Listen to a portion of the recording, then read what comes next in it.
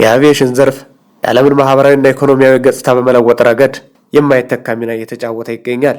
ባለፉት ዘመናት በየብስ ወይም በባህር ወራት ይወስዱ የነበሩ ጉዞዎችን ወደ ሰዓታት በመቀነስ ዓለምን ወደ አንድ መንደር በመቀየር ማህበራዊ ትስስርን ከማጠናከር ባሻገር አብዛኛው የዓለም አቀፍ ቱሪዝም እንቅስቃሴን ከየብስ ወደ አየር በመቀየር ሀገራት ከቱሪዝም ዘርፍ ከፍተኛ ውጭ ምንዛሬ እንዲያገኙ አስችሏል።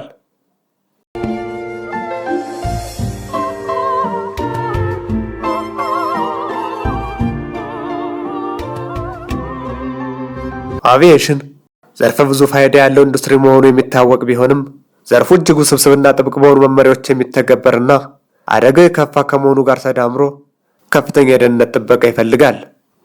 በዚህም መሰረት የዓለምን የአየር ትራንስፖርት ደህንነት ጥራትና ቅልጥፍና መቆጣጠር ይቻል ዘንድ መቀመጫውን በካናዳ ሞንትሪያል ያደረገውና አሁን ላይ ኢትዮጵያን ጨምሮ በ93 ሀገራትን በአባልነት ያቀፈው ዓለም አቀፉ የሲቪል አቪዬሽን ተቋም እንደ አውሮፓውያን አቆጣጠር በ1944 እንዲቋቋም መደረጉን የታሪክ መዛግብት ያስረዳሉ።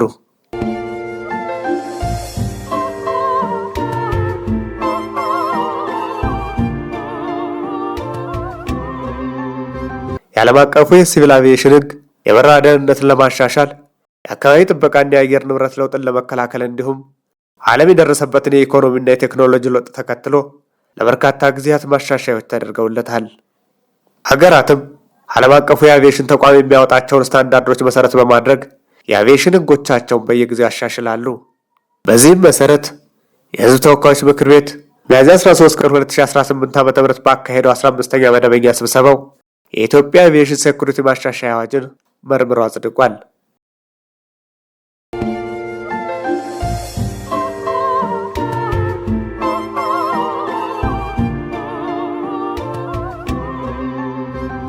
በምክር ቤቱ የውጭ ግንኙነትና የሰላም ጉዳዮች ቋሚ ኮሚቴ ምክትል ሰብሳቢ የተከበሩ ዶክተር ፈቲህ ማህዲ አዋጁ ከ20 ዓመታት በላይ ያገለገለ መሆኑን ጠቁመው አሁን ላይ ዓለም የደረሰበትን የቴክኖሎጂ ለውጥ ያገናዘበና ዓለም አቀፉ የሲቪል አቪዬሽን ድንጋጌዎች ጋር የተናበበ ለማድረግ እንዲሁም የአቪዬሽን ኢንዱስትሪውን ደህንነት ለማስጠበቅ በማስፈለጉ አዋጁ እንዲሻሻል መደረጉን ይገልጻሉ። በቀድሞ አዋጅ 432/1997 ያልተካተቱ ዓለም አቀፍ የሲቪል አቪዬሽን ድርጅት ያወጣውን የተቀጽላ 17 አስገዳጅ ስታንዳርዶችን በማካተት በዓለም አቀፍ ደረጃ ደህንነቱን የጠበቀና አስተማማኝ አቪዬሽን መገንባት በማስፈለጉ በአየር ትራንስፖርት ስርዓቱ የሚቃጡ የህገወጥ ጣልቃ ገብ ድርጊቶች ባህሪያትና የአፈጻጸም ስልት ከጊዜ ወደ ጊዜ እያደገና እየተወሳሰበ በመምጣቱ የአቪዬሽን ሴኩሪቲ ዘርፍ አቅምን በቴክኖሎጂ እንዲሁም በአሰራር ማዘመን በማስፈለጉ ነባሩ አዋጅ ከ20 ዓመታት በላይ ያለማሻሻያ የቆየ ዘመን ያመጣቸውን ውስብስብ ህገወጥ ጣልቃ ገብ ድርጊቶችን ለመቆጣጠር የሚያስችል እንዲሁም ወቅቱን ያዋጀ የህግ ማዕቀፍ መደንገግ የሚያስፈልግ በመሆኑ የአቪዬሽን ኢንዱስትሪውን ደህንነት ለመጠበቅና ለማስጠበቅ በአዋጅ 432/1997 ኃላፊነት የተሰጣቸው ባለድርሻ አካላት የስያሜ ለውጥ ያደረጉ በመሆኑ እንዲሁም የኢንዱስትሪውን ደህንነት የበለጠ አስተማማኝ ለማድረግ ሌሎች ተጨማሪ የባለድርሻ አካላት በማካተት ስልጣንና ተግባራቸውን በህግ መደንገግ በማስፈለጉ በዓለም አቀፍ የሲቪል አቪዬሽን ድርጅት በተደረጉ የአቪዬሽን ሴኩሪቲ ኦዲት የተለዩ ህግ ክፍተቶችን ማሻሻል በማስፈለጉ የሴኩሪቲ አገልግሎት ክፍያ በህግ መደንገግና ከአገልግሎቱ የሚገኘውን ገቢ የአቪዬሽን ሴኩሪቲ ዘርፍን ለማብቃትና በቴክኖሎጂ ለማዘመን ብቻ እንዲውል ማስቻል አስፈላጊ በመሆኑ የሚሉት ጉዳዮች በጭብጥነት ተይዘዋል። ከተሳፋሪዎች ክፍያ መሰብሰብን፣ የክፍያ ሰብሳቢውን አግባብነት፣ ቅንጅታዊ አሰራርን እንዲሁም በዘርፉ የተሰማሩ የግል ኦፕሬተሮችን አስመልክቶ ከምክር ቤት አባላት ጥያቄዎችና አስተያየቶች የተነሱ ሲሆን በውጭ ግንኙነትና በሰላም ጉዳዮች ቋሚ ኮሚቴ ምክትል ሰብሳቢ በተከበሩ ዶክተር ፈቲህ ማህዲ ምላሽና ማብራሪያ ተሰጥቶባቸዋል። ክፍያውንም በተመለከተ ከተጓዦች መሰብሰብ አለበት ብዬ አላስብም። መሰብሰብ ያለበት ከአየር መንገዶች ነው። ምክንያቱም የሲቪል አቪዬሽን አገልግሎትን የሚጠቀሙ የመንግስት ተቋም የሆነው የኢትዮጵያ አየር መንገድም ሆነ ሌላው በእኛ ኤርፖርቶች የሚስተናገዱ አየር መንገዶች ስለሆነ መሰብሰብ ያለበት ቀጥታ የፓሴንጀሩ ኮስት መሆን አለበት ብዬ አላስብም። ሪፍሌክት ይደረጋል አይደረግም በዋጋው ላይ የሚለው አከራካሪ ቢሆንም ቅሉ ግን በቀጥታ ከዜጎች መሰብሰብ ትንሽ የመንግስትን ፋንክሽን በጽንሰ ሐሳብ ደረጃ የምናውቀውን የመንግስት ፋንክሽን ለዜጎች ሰላም እና ጸጥታ፣ ደህንነት ይህን አገልግሎት ፕሮቫይድ ማድረግ የመንግስት አንደኛው ፋንክሽኑ ነው። ያንንም ጽንሰ ሀሳብ የሚጋፋ ስለሚመስል ቀስ እየተባለ ለፖሊስም ለሌሎች አገልግሎቶችም እንዲሁ ዜጎች ክፈሉ ሊባሉ ነው ማለት ነው። ቀጥታ ባልሆነ መንገድ በታክስ ነው የሚሸፈነው እነዚህ ወጪዎች። ስለዚህ እሱ ቢታይ ለማለት ነው። የብሔራዊ መረጃና ደህንነት ተቋም ከዚህ በፊት እኛ እዚህ ባጸደቅነው በምክር ቤቱ በማቋቋሚያ አዋጅ ቁጥር 804/2005 እንዲሁም ከዛ በኋላ እኛ ማሻሻያ አድርገን ባለፈው በ2014 አዋጅ ቁጥር 1276/2014 አንቀጽ 2(6) ሐመሮሃ መሰረት ከሚሰጣቸው አገልግሎቶች ገቢ እንደሚሰበስብ ተደንግጓል። ይሄ ለብሔራዊ መረጃ ደህንነት የተሰጠው በአዋጅ እኛ ጸደቅንለትና ለሚሰጣቸው አገልግሎቶች ገቢ መሰብሰብ እንደሚችል በሕግ የተደነገገ መብትና ስልጣን አለው ማለት ነው። በዚህ መሰረት በረቂቅ አዋጁ ላይም የሴኩሪቲ አገልግሎት ክፍያ በዚህ መሰረት ነው አንደኛ መነሻ እንዲካተት የተደረገበት ምክንያት ማለት ነው። ይህም ድንጋጌ ከየት ነው የመጣው ከተባለ የዓለም አቀፍ ሲቪል አቪዬሽን ድርጅት አይካኦ የምንለው ኢንተርናሽናል ሲቪል አቪዬሽን ኦርጋናይዜሽን የምንለው ተመራጭ ሀሳቦችን ተከትሎ የመጣ ነው። በዛ መሰረት ነው ይሄ ለመንገደኞች ለንብረታቸው፣ ለደህንነታቸው የአየር ኦፕሬተሮች ደህንነትን ለመጠበቅ ከሚሰጣቸው የዕለት ዕለት የሴኩሪቲ አገልግሎት ገቢ የሚሰበስብ መብት ይሰጣቸዋል። ኢትዮጵያ እንደምታውቁት የዚህ የዓለም አቀፍ የአቪዬሽን ኢንዱስትሪ አባል ነች። ስለዚህ አባል እስከሆነች ድረስ በዛ በተቀመጠው ስታንዳርድ መሰረት የተሰጣትን መብት መጠቀም ስላለባት ነው። የተጓዦችን የዓለም አቀፍ ተጓዦችን ስታንዳርድ ደህንነት መጠበቅ በማስፈልጉ ነው። አንደኛ ፕሪንሲፕሉ ይሄ ነው፣ ገቢ ማሰባሰብ የተፈለገበት። ይሄ ዓላማው ምንድነው? አንደኛው ዓለም አቀፍ የአቪዬሽን ኢንዱስትሪ የደረሰበትን ውስብስብ የሆነ የሽብር ጥቃቶች በተለይ ሽብር ጥቃቶችን ለመከላከል አገልግሎቱን አቪዬሽን ሴክተሩን ማዘመን ያስፈልጋል። ይሄ ማዘመን ደግሞ በራሱ የሆነ ወጪ ያለው በርካታ ወጪዎችን ያስከትላል። በሰው ኃይል፣ በቴክኖሎጂ፣ በኢንፍራስትራክቸር ውስብስብና ተለዋዋጭ ነው። በየጊዜው በተለይ ጥቃት የሚያደርሱ ጠላቶች የአየር መንገድን በጣም ይፈልጉታል። አመቺም ስለሆነ ጉዳቱን በጣም የከፋ ስለሆነ ሀገራት ላይ የሚደርሰው ጉዳት። ስለዚህ ይህን ለመከላከል ለማጠናከር ቴክኖሎጂ መታጠቅና የአቪዬሽን ዘርፉን ደህንነት የተረጋገጠና ተወዳዳሪ እንዲሁም ማስቻል ይግድ ይላል። ከዚህ በተጨማሪ ደግሞ ቅድም እንዳልኩት በአይካኦና አያታም አለ ኢንተርናሽናል አቪዬሽን ትራቨል ኤጀንሲ የሚለው የወጣውን የሴኩሪቲ አገልግሎት ክፍያ አሰራር መሰረት በማድረግ አገራት ገቢ እንደሚሰበስቡ ያለው ተሞክሮ ይህንን ነው የሚያሳየው።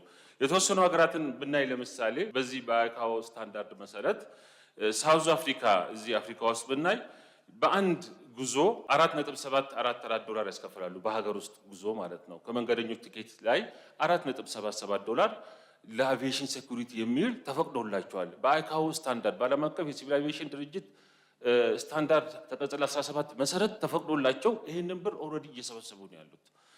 በዓለም አቀፍ ጉዞ ላይ ደግሞ በአንድ ቲኬት $13 ነው የሚያስከፍሉት የሚሰበስቡት። ይሄ በተጨባጭ ከ19 ሀገራት አስፈጻሚ መስሪያ ቤቶች የአቪዬሽን ደህንነት ብሔራዊ መረጃ ደህንነት ባለሙያዎች እና የኢሚግሬሽንና ዜግነት አገልግሎት ባለሙያዎች መላው ዓለም ላይ ተዘዋውረው ከ19 ሀገራት ያመጡትን ልምድ በእኛም በውይይታችን ጊዜ በዝርዝር ለኛ አቅርበውልናል። ታንዛኒያን ብንወስድ የአንድ የሀገር ውስጥ ጉዞ ላይ $2 ትሰበስባለች። ለአቪዬሽን ሴኩሪቲ ቅድም ያልኩት ተለዋዋጭ ውስብስብ የሆነውን ይህንን በቴክኖሎጂ በመታጠቅ የሀገሪቱን የአቪዬሽን ኢንዱስትሪ ደህንነት ለማስጠበቅ በመንግስት ብቻ ጥገኛ ሆኖ የመንግስትን ባጀት ብቻ ጠብቆ መሸፈን ስለማይቻል ነው። ይሄ በዓለም አቀፍ ደረጃ ስምምነት የደረሰበት ነው። በመንግስት በጀት ብቻ ሊሸፈን አይችልም። ስለዚህ ነው እነዚህ ሀገራት ይህንንም እያደረጉ ያሉት። ዓለም አቀፍ ጉዞ ላይ ታንዛኒያ $5 ትወስዳለች። እንደዛውም ከአፍሪካ ውጪ ሌሎች በርካታ ሀገራትም ምሳሌ መጥቀስ ይቻላል።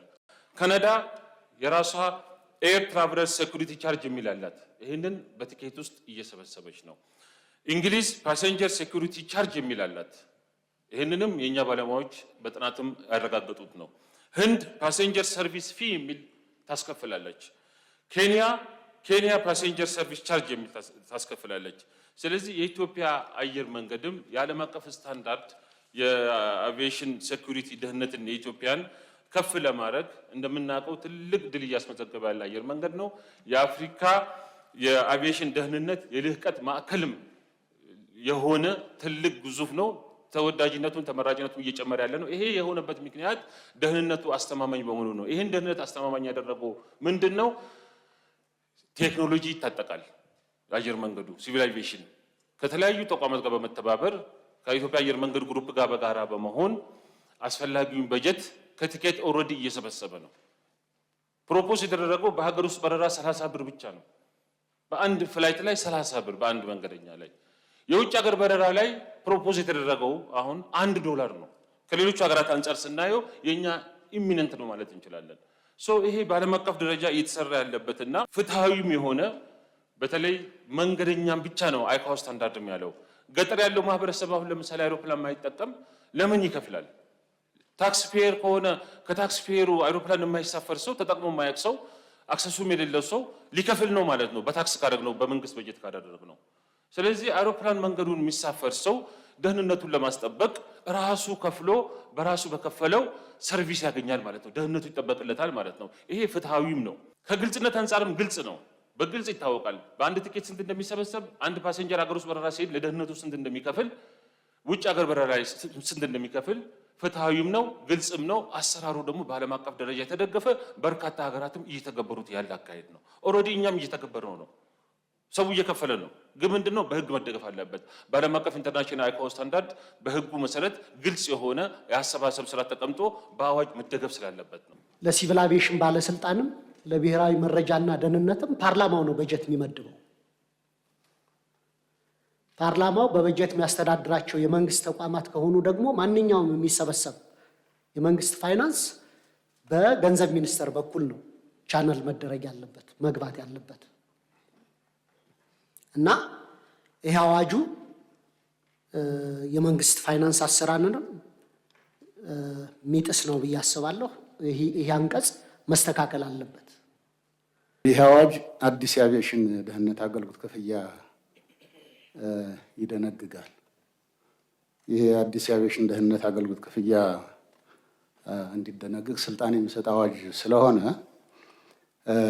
ይሄ አዲሱ የሚደነገገው ክፍያ በተወዳዳሪዎች መካከል ሊኖር የሚችል ተጽዕኖ ምን ያህል ነው የሚለውን ማወቅ ያስፈልጋል። እነዚህ ክፍያዎች በኢትዮጵያ ውስጥ ልዩ ልዩ ክፍያዎችን በሚመለከት ይህን ክፍያ የሚሰበስብ ገቢ የሚሰበስቡ ተቋማት አሉ። በህገ መንግስቱም በምክር ቤታችንም እውቅና የተሰጣቸውና ስልጣን የተሰጣቸው የገቢዎች ሚኒስቴር አለ፣ እንዲሁም የገንዘብ ሚኒስቴር አለ። ይሄኛው ክፍያ የሚሰበሰበውና ስራ ላይ የሚውለው በምን አግባብ ነው? የኢትዮጵያ አየር መንገድ ግሩፕ በአዋጅ የተቋቋመ ተቋም ነው። ይሄ በአዋጅ የተቋቋመ ተቋም ቢዝነስ ሞዳሊቲ ያለው በቦርድ ነው የሚመራው። ዋጋ አይሮፕላን ቲኬት በየጊዜው ይቀያየራል። ዓለም አቀፍ የነዳጅ ሁኔታ ይቀያየራል። ኢኮኖሚ ፍላክቹዌት ያደርጋል። የኢትዮጵያ አየር መንገድ ግሩፕ ለሚያስከፍለው ለሚሰጠው አገልግሎት ለቲኬት ሽያጭ በየጊዜው ሚኒስትሮች ምክር ቤትን እያስፈቀደ አይደለም፣ በቢዝነስ ሞዳሊቲ ነው የሚሰራው። የኢትዮጵያ አየር መንገድ ግሩፕ በአዋጅ በተቋቋመበት አዋጅ ተፈቅዶለታል፣ ፍቃድ አለው። ዋጋዎቹን ኦልተርኔት አድርጎ ቀይሮ ተለዋዋጭ በሆነ ዓለም አቀፋዊ ሁኔታ ዋጋ ከፍ ያደርጋል፣ ቲኬቱን ዝቅ ያደርጋል። በዚህ ሁኔታ ሌሎች ዓለም አቀፍ ተቋማትም በዚሁ ነው የሚሰሩት። ስለዚህ ያን ሲሰበስብ ዓለም አቀፍ ሁኔታውን አይተው የሚያስፈልገውን ቴክኖሎጂ አይተው በዛ ደንብ አግባብ ነው እንጂ የመንግስትን የገቢዎችን ወይንም የገንዘብ ሚኒስቴርን የመንግስትን አሰራር የሚጥስ አይደለም። የኢትዮጵያ አየር መንገድ ግሩፕ በቢዝነስ ሞዳሊቲ ልክ እንደ ሌሎች ሀገራት እችን የተወሰነች 30 ብርና $1 የመሳሰሉትን በመጨመር በመሰብሰብ የሀገሪቱን የአየር መንገድ ኢንዱስትሪ ደህንነት ለማስጠበቅ ብቻ ለፋሲሊቲ ግዢ፣ ለቴክኖሎጂ፣ የሰው ኃይል ስልጠና፣ ለተለያዩ አርቲፊሻል ቴክኖሎጂ፣ ለሳይበር ሴኩሪቲ ሊሆን ይችላል። ፖሊሶች አሉ እዛ ጋር የሚሰሩ አቪዬሽን ፖሊስ 10 ኪሎ ሜትር ራዲየስ በላይ በማምፓድ የሚባሉ በትከሻ ላይ አውሮፕላን ሲያርፍና ሲነሳ አደጋ ሊያስከስቱ የሚችሉ እነዛን ሁላ በካሜራ ሲስተም በተለያዩ ቴክኖሎጂዎች ኤክስሬይ ሲስተምም ፋሲሊቲውን ሬዲ አድርጎ መንገደኞች አስተማማኝ የሆነ ደህንነቱን የጠበቀ አገልግሎት እንዲያገኙ በመንግስት ብቻ በጀት መሸፈን ስለማይችል ዓለም አቀፍ የሲቪል አቪዬሽን ድርጅትም ይሄንን መርህ ስለሚፈቅድ በዛ መሰረት የተካሄደ አዋጅ ውስጥ እንዲካተት የተደረገበት ነው። የሴኩሪቲ ኢሹ የአንድ ተቋም ስልጣንና ተግባር ብቻ አይደለም፣ በቅንጅት የሚሰራ ስራ ነው። አሁን ኒስ አለ፣ ብሔራዊ መረጃና ደህንነት፣ ፌዴራል ፖሊስ አለ፣ ሌሎችም የኢሚግሬሽን ተካተተ ይመስለኛል። እንዴት ነው ቅንጅታዊ አሰራሩ? ቅንጅታዊ አሰራር ያው አለ። የአቪዬሽን ሴኩሪቲ ደህንነት በአንድ ተቋም ብቻ አይጠበቅም። የኢትዮጵያ ሲቪል አቪዬሽን ደህንነት የዜጎች ማስጠበቅ በርካታ አካላት ይሳተፋሉ። ለምሳሌ በቀድሞ አዋጅ ላይ መከላከያ ሚኒስቴር የተሰጠው ኃላፊነት አለ። የቀድሞ አዋጅ ላይ አለ። የኢንፎርሜሽን መረብ ደህንነት አሁን ነው የተጨመረው። ፌዴራል ፖሊስ የቀድሞ ላይም አለ፣ አሁንም አለ። ሰው ይኖራሉ ማለት ነው። ሌሎች የኢንፎርሜሽን መረብ ደህንነት አስተዳደር ከሴኩሪቲ ማስጠበቅ አንፃር ሲጀመር ኃላፊነት አለባቸው እነዚህ ተቋማት የሀገርን ብሔራዊ ጥቅም ከማስጠበቅ አንፃር። ለምሳሌ ኢንፎርሜሽን መረብ ደህንነት አስተዳደር የሀገሪቱን ትላልቅ መሰረተ ልማቶች፣ ኢንፍራስትራክቸሮች የሀገሪቱን ከሳይበር ሴኩሪቲ የመጠበቅ ኃላፊነት ኦልሬዲ ተሰጥቶታል። የሀገሪቱ ሲባል ኢትዮጵያ አየር መንገድም አንዱ ነው። ኢትዮጵያ አየር መንገድን የመጠበቅ ኃላፊነት አለበት ማለት ነው። ከነሱ ጋር በጋራ እንዴት እንደሚሰራ ተቀራርቦ እንዴት እንደሚሰራ ኮሚቴ ውስጥ ኢንቮልቭ እንዲያደርግ በህግም መደንገግ አስፈላጊ በመሆኑ እዛ ውስጥ ተካተዋል። አሁን ለምሳሌ ግን የራሳቸው ድርሻ አላቸው። በሳይበር ሴኩሪቲ ደህንነት የፌዴራል ፖሊስ አለው፣ የጉምሩክም አለው፣ እንደዛ የውጭ ጉዳይ ሚኒስቴርም አለው። በቀድሞ አዋጅ ላይ ተቀምጠዋል። አሁን ግን አዲሱ ላይ የተካተቱትና እንዲጨምሩ የተደረጉት ስማቸው በቀድሞ ላይ ያልነበሩና አዳዲስ የተመሰረቱ እና አርቲፊሻል ኢንተለጀንስ የመሳሰሉት እንዲካተቱ ተደርጓል። እነዛ በኮሚቴም አባል እንዲሆኑና እንዲሳተፉ ተደርጓል። ስለዚህ የአየር መንገዳችን ደህንነት የሚጠበቀው በአንድ የብሔራዊ መረጃ ደህንነት ብቻ ሳይሆን በእነዚህ ተቋማት ቅንጅት ስለሆነ እነሱን ተግባርና ኃላፊነታቸው ተሰጥቷቸው በስቲሪንግ ኮሚቴ ውስጥ ገብተው በጋራ አቅደው ኒስ በሚመራው ብሔራዊ መረጃ ደህንነት መሪ ሆኖ ማለት ነው አባል ሆኖ እንዴት እንደሚሰሩ በአዋጆች ውስጥ በዝርዝር ተቀምጧል። እዚህ አዋጅ ላይ የተቀመጠው የኢትዮጵያ አየር መንገድ ኢትዮጵያን ኤርላይንስ ግሩፕ ነው የሚለው። አይ ቲንክ በኢትዮጵያ ውስጥ ሌሎችም ኦፕሬተሮች አሉ ማለት ከአየር መንገድ ወደፊትም አቪዬሽን ኢንቨስትመንት ውስጥ የሚገቡ ስላሉ ለምንድን ነው እነሱ ብቻ የሆነው? ሌሎችንም የሚመለከታቸው ኦፕሬተሮችም ቢካተትስ? ምክንያቱም የአየር መንገድ ራሱ የቻለ አንድ ካምፓኒ ነው። ሌሎች ካምፓኒዎች ሊኖሩ ይችላሉ፣ አሁንም እየሞከሩ ያሉ አሉ። ስለዚህ እነሱን ቢያካትት አይሻልም ወይ? ሌሎች ኦፕሬተሮች የሚለው አለ። ሌሎች ኦፕሬተሮች ይላል አዋጁ ላይ፣ ረቂቅ አዋጁ ላይ በግልጽ ተቀምጧል። የአቪዬሽን ሴኩሪቲ አገልግሎት ክፍያ አከፋፈልና ወጪ አሸፋፈን በሚለው ተቀምጧል። አንቀጽ 17 ንዑስ አንቀጽ 10 ከሌሎች ኦፕሬተሮችና በኤርፖርት ውስጥ የአቪዬሽን ሴኩሪቲ አገልግሎት ከሚያገኙ ማናቸውም አካላት የአገልግሎት ክፍያ በመሰብሰብ ለብሔራዊ መረጃና ደህንነት አገልግሎት ገቢ ያደርጋል ይላል። የኛ አየር መንገድም ሌላ ሀገር ሲሄድ የአገልግሎት ክፍያ ይከፍላል ለሚሰጠው የደህንነት አገልግሎት። የኢትዮጵያ አየር መንገድም እንግዲህ ቅድም እንደተባለ ከ165 ሀገራት በላይ ነው የሚሄደው። በሄደበት ሀገር የሴኩሪቲ አገልግሎት ይሰጠዋል። ለዛ ለሚሰጠው ሴኩሪቲ አገልግሎት ይከፍላል እሱም።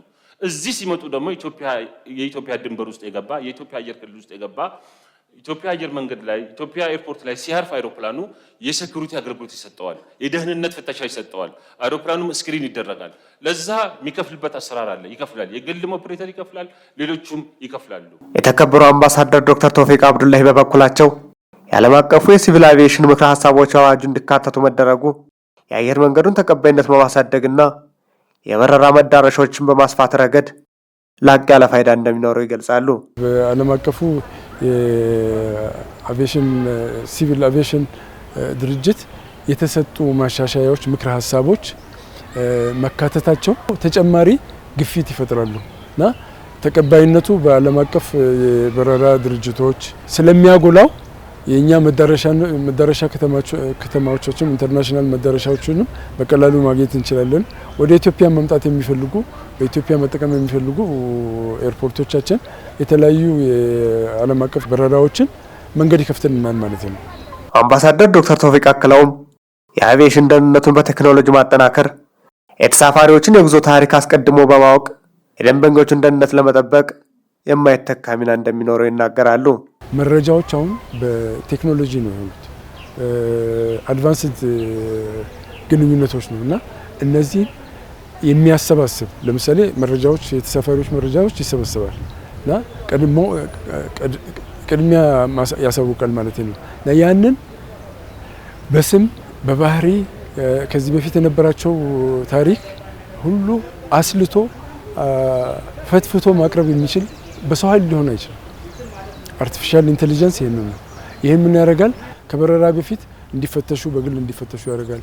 በረራ ላይም ካሉ እዛ የሚደርሱበት ሀገር እንደዚሁ አይነትና በጣም የተሳለጠ መሰረታዊ የሆኑ የስጋት ሊሆኑ የሚችሉ መረጃዎችን መጋራት የሚችልበት ቀድመህ አውቀህ ጥንቃቄ ማድረግ የሚችልባቸውና ማክሸፍ የሚችልበት መንገድ ነው ማለት ነው።